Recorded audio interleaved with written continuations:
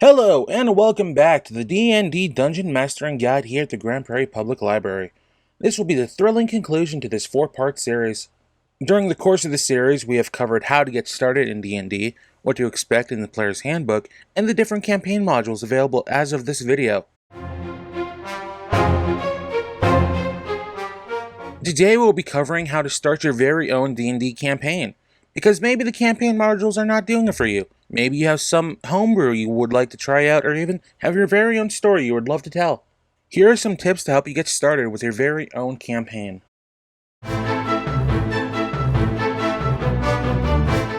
Gather the resources you need, whether they be the Player's Handbook, Dungeon Master Guide, Monster Manual, campaign modules, even online resources like D&D Beyond. Gather the resources you think you will need to build your campaign. Remember, you don't have to create every detail from scrap. You can borrow elements, story beats, monsters, characters from other resources to build up your own campaign. Develop your campaign idea. It doesn't have to be this fully developed world just yet. Start with the basics. Where is it set? What is the world like? What is the story you want to tell? It can be as basic as you like, or as expansive as you like. It can be as simple as making a one-off campaign about infiltrating a royal party and steal from their vault, or making this massive world-saving adventure from an invading nation. The choice is up to you. Now that you have the idea, let's build the world. Let's get into specifics. What are the rules of the land? Is it a magical land? Is there political turmoil between the nations? What are the kingdoms and what are their relations to each other? These don't have to be big plot points in your story, but they can be things to keep track in the back of your mind as you plan out the rest of your campaign. Don't overwork yourself with planning every excruciating detail for the whole campaign. Focus on what you need for your current session. Remember to focus on what's happening right now, because that's what the players will be interested in. Instead of planning the whole campaign, you can focus more on this session and expand it from there. A story is only as good as its villain. Try and envision what your story's big bad will be. A demon, a tyrannical king, or even the evil twin brother of one of your player characters. Now that you have your villain, what is their motivation? Why do they want to take over the world? Why do they want to overrule the kingdom? Why are they doing what they're doing? Remember to make them interesting and treat them as a full-blown character who has motivations and reasons for doing their dastardly deeds.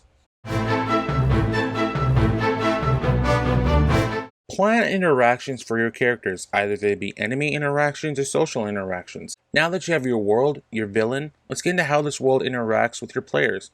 A key part of any campaign are the interactions with it. Is there a CD bar your players need to go to, an NPC with information they need to continue their quest, or even an ambush in the alley they just ventured through? These are what build the world and will help your campaign move forward. Have your ending planned, but be prepared to change it. Every story has an ending, and for your campaign, you should have a general idea on how your story ends.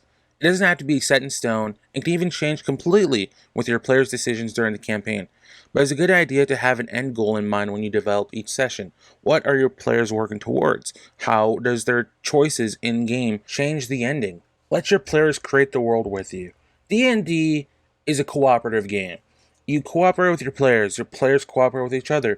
You all build a story and a world that you all enjoy. So let the players' actions create the world with you. And last but not least, remember to have fun. D&D is all about fun. Having fun with your players, having fun as a group, enjoying the experience as a whole. So when you develop your story, your world, remember that you just came here to have fun and enjoy the experience with your friends. And with these tips, I hope you've learned what you needed to know to get started on creating your own campaign. Remember, you don't have to create everything on your own. Let your players' choices and decisions in games help create the world for you. D&D is an interactive experience, so let the world live and breathe with your players. That brings us to the end of the Dungeon Mastering series at the Grand Prairie Public Library. I've been the Creative Technology Coordinator, Lane, and my co-host, North. We hope you've enjoyed the series. Until next time, later days.